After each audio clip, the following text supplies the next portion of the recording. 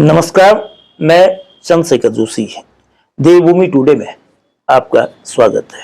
Model district Champawat में तमाम विकास कार्यों का दावा किया जा रहा है। जिले में क्या काम हो रहे हैं, क्या उपलब्धियां हैं, इस पर आज बात नहीं होगी। आज चंपावत जिला जो मुख्यमंत्री पुष्कर सिंह धामी का निर्वाचन क्षेत्र वाला जिला है, जिसको मॉडल डिस्ट्रिक्ट बनाने के लिए और उत्तराखंड के पहले आदर्श जिले के रूप में शामिल करने के लिए कोशिशें की जा रही है। उस राह में अड़चनें क्या है, इसको लेकर चर्चा होगी। चंपावत जिले में 2 महीनों से महज एक एसडीएम के जरिए 5 तहसीलों का संचालन हो रहा है। चंपावत में 3 तहसीलदार नहीं है और इन सबसे बढ़कर जो आदर्श जिले का जो जिला मुख्यालय है चंपावत, उसके हाल तो अजब है।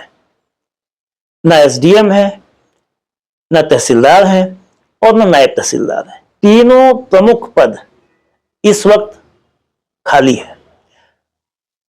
इन दायित्वों को निभाने की जो जिम्मेदारी है वो अकेले एसडीएम, जो पार्टी की एसडीएम है नितेश डांगर के पास है।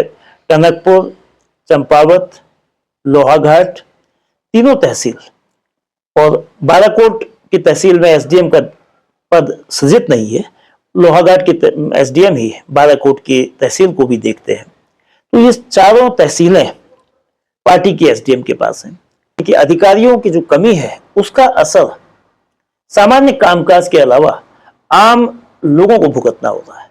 उनके तमाम रोजमर्रा के जो काम होते हैं, प्रमाण पत्र से संबंधित दिक्कतें सबसे ज्यादा आ रही हैं।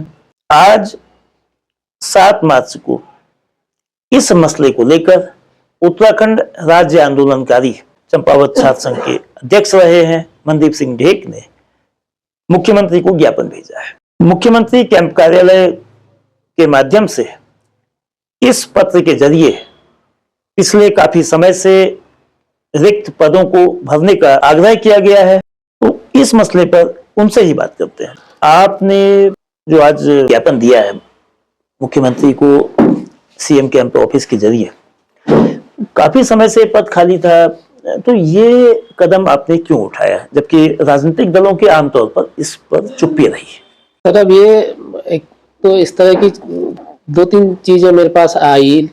लोगों की समस्या कि तहसीलदार साहब नहीं बैठ रहे हैं, इस वजह से हमारा काम लेट हो गया है, इस तरह की जो समस्या आई। और एसडीएम साहब नहीं आ रहे हैं, नहीं बैठते हैं, प्रॉपरली हमारा काम नहीं हो पा रहा है। तो वो चीज़ों को जब 2-3 चीज़ें की इस तरह की आई तो तब मुझे लगा कि एक राज्य आंदोलनकारी होने के नाते अपने क्षेत्र की जनता की जो भावना है, जो समस्या आ रही है, उसको जो है मुख्यमंत्री जी तक का पहुंचाया जाए।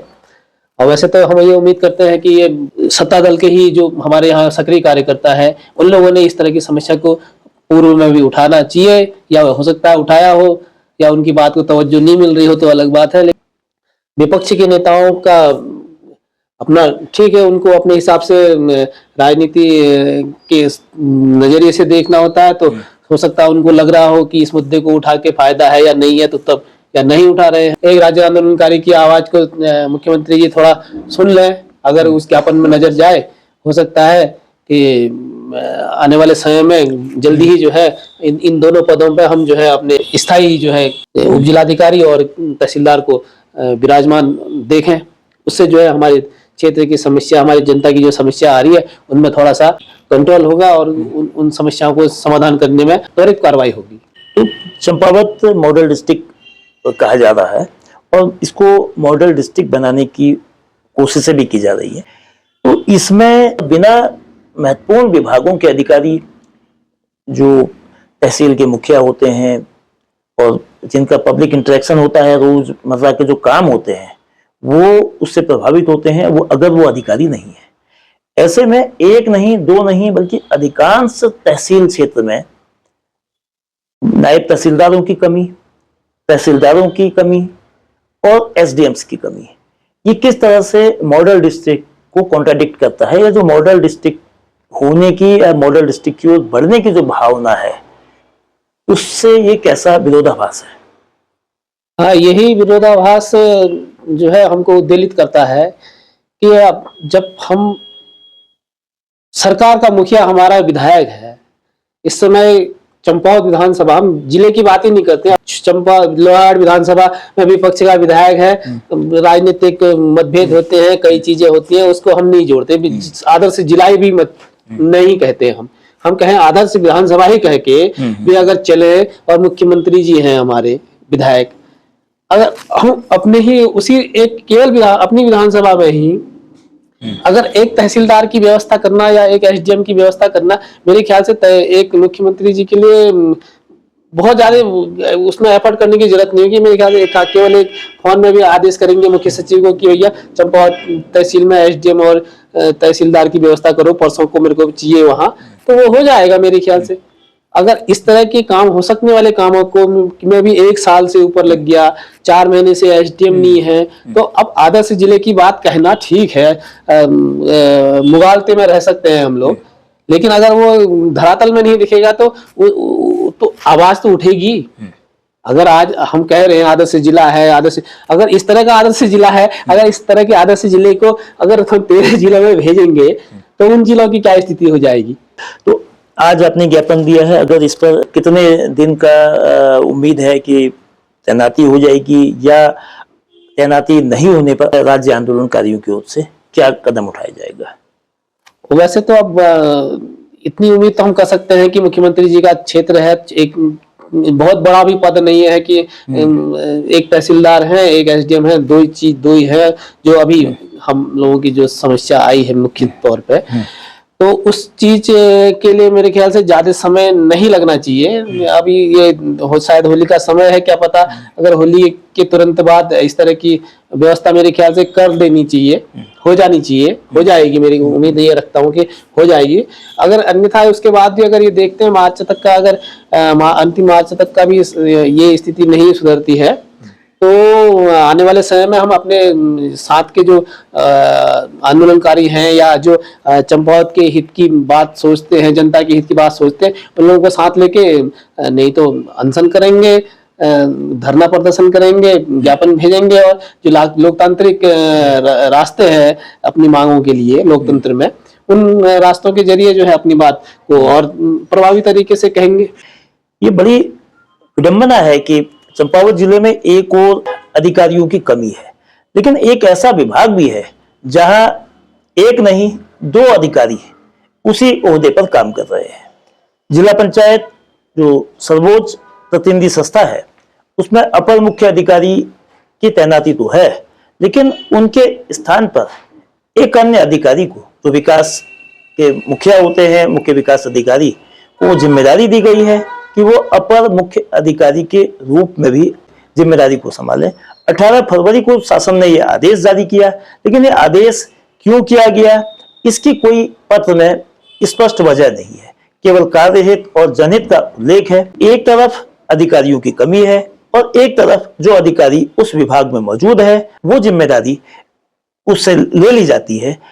बहरहाल ये तस्वीर मॉडल डिस्ट्रिक्ट पर सवाल खड़ा करती है सरकार को और शासन को, साथ ही जनप्रतिनिधियों की भी ये जिम्मेदारी हो जाती है कि वे अपने जिले में, खासतौर पर ऐसे जिले में जो मॉडल डिस्ट्रिक्ट बढ़ने की ओर जिसका दावा किया जाता है, कम से कम महत्वपूर्ण पदों पर महत्वपूर्ण और जिम्मेदार अधिकारियों की तैनाती हो।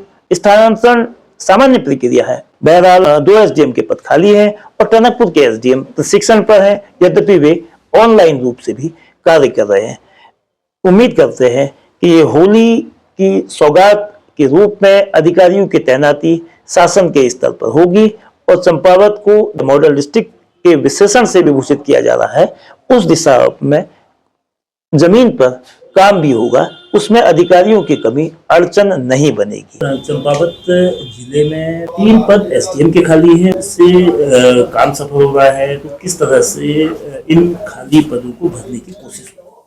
प्रशासनिक तौर पे जो हमारी एसडीएम की पोस्ट थी यहाँ 5, उसमें से 2 एसडीएम जो ट्रेनिंग में है, एक एसडीएम को यहाँ स्थानांतरित होकर यहाँ आना था चंपा, जो किन्हीं कारणवश नहीं आ पाए।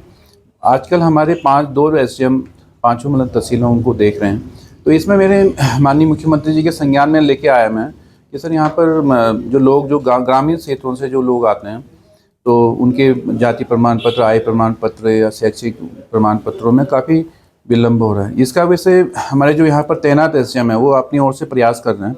फिर भी आज ही मेरी माननीय मुख्यमंत्री के अपर सचिव श्री संजय टोलिया जी से बात हुई कि इसमें जो हमारे एसडीएम और तहसीलदार यहाँ तैनात नहीं है उसको तत्काल उनकी नियुक्ति कराई। उन्होंने आश्वासन दिया कि इसी हफ्ते हम लोग उनकी तैनाती कर दी जाएगी, जिससे कि लोगों का जो समस्या, छोटी छोटी समस्याएं रहती है राजस्व विभाग से, उसका समाधान हो सकेगा। और तहसीलदार को लेकर भी स्थिति ये है कि केवल लोहाघाट में तहसीलदार हैं और जो खाली पद हैं मन के लोहाघाट में है और सब टनकपुर में है, 2 जगह हैं। तो पार्टी बालाकोट और चंपावत खाली है, तो इसको भरने के लिए क्या प्रोसेस है? इसमें देखिए हमारे आज से 5-6 महीने पहले हमारे सारे पद यहाँ पर भरे गए थे। माननीय मुख्यमंत्री जी ने सारे नायब तहसीलदार की नियुक्ति किया, परंतु जो नायब तहसीलदार 3 नायब तहसीलदार हमारे जनपद से मतलब अपने पद को छोड़ के अन्य विभाग में चले गए, जिस कारण हमारे पद यहाँ पर रिक्त है। उसका भरपाई आजकल हमारे जो नायब तहसीलदार हैं और तहसीलदार लोहाघाट दोनों तहसीलों को देख रहे हैं।